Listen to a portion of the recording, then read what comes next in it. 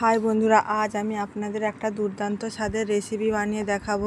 এই গরমে হালকা পাতলা এই রেসিপিটা খেতে খুব ভালো লাগে। পুঁই ডাঁটা দিয়ে আলু দিয়ে মাছের ঝোল, পুরো হালকা পাতলা মশলা। এখানে কোনো আদা রসুন ব্যবহার করব না, শুধুমাত্র টমেটো, পেঁয়াজ আর জিরে বাটা দিয়ে আমি এই ঝোলটা বানিয়ে দেখাবো। প্রথমে এখানে আলুটাকে ভালো করে কেটে নিয়েছি, পুঁই ডাঁটাটাও ভালো করে কেটে নিয়েছি, ধুয়ে নিয়েছি। এদিকে একটা বড় সাইজের পেঁয়াজ আর টমেটো, জিরে সব ভালো করে মিক্সার গ্রাইন্ডারে পেস্ট করে নিব।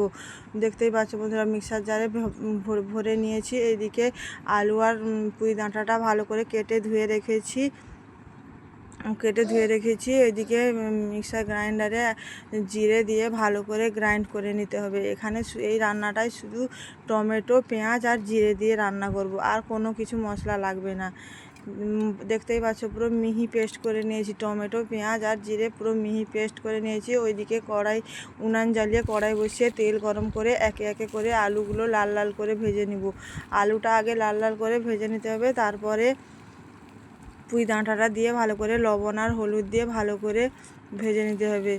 দেখতেই পাচ্ছ বন্ধুরা, আলুটাকে ভালো করে ভাজা করে নিয়েছি। এবার পুঁই ডাঁটাটা দিয়ে দিব। পুঁই ডাঁটা দেওয়ার পর লবণ আর হলুদ দিয়ে ভালো করে পুঁই ডাঁটা আলু ভালো করে ভাজা করে নেব। বন্ধুরা, আমার এই রেসিপিটা পুরো দেখার জন্য অনুরোধ রইল। আমার এই ভিডিওটা যদি ভালো লাগে তাহলে একটা লাইক করে দেবেন। আপনাদের একটা লাইক আমাদেরকে পরবর্তী ভিডিও বানানোর জন্য উৎসাহিত করবে। আলু আর পুঁই ডাঁটাটা ভালো করে ভাজা হয়ে গেছে। এবার লঙ্কার গুঁড়ো দিয়ে আরও একটু ভাজা করে নিয়েছি। এবার বেটে রাখা মশলাটা দিয়ে ভালো করে অনেকক্ষণ সময় ধরে কষিয়ে নিতে হবে। এই রান্নাটায় কোনো ঝামেলা নেই, যে কেউ এই রান্নাটা খুব সহজেই বানিয়ে ফেলতে পারবে। নতুন রাঁধুনিরাও এই রান্নাটা করে ফেলতে পারবে। ভালো করে কষাতে হবে, কষিয়ে পুরো শুকনো করে নিতে হবে। কড়াই থেকে তেল ছেড়ে যাবে। দেখতেই পাচ্ছ বন্ধুরা, আরও একটু কষাতে হবে। কষানো হয়ে গেছে, এবার জল দিয়ে দিব। জল দিয়ে ভালো করে ঝোলটাকে ফুটিয়ে নিয়েছি। এবার ভেজে রাখা মাছগুলো দিয়ে দিব।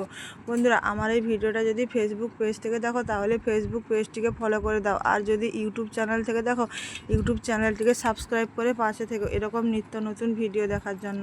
দেখতেই পাচ্ছ বন্ধুরা, ঝোলটা পুরো ফুটে গেছে, আলুটাও সিদ্ধ হয়ে গেছে। এবার ভালো করে একটু গরম মশলা দিয়ে নামিয়ে নিব। দেখতেই পাচ্ছ বন্ধুরা, কতটা লোভনীয় হয়েছে এই রেসিপিটা। আপনারা এইভাবে মাছের ঝোল রান্না করে খাবেন, খেতে খুব ভালো লাগবে। পুরো ভিডিওটা প্রথম থেকে শেষ পর্যন্ত দেখার জন্য অসংখ্য ধন্যবাদ। টাটা, আবার কাল দেখা হবে।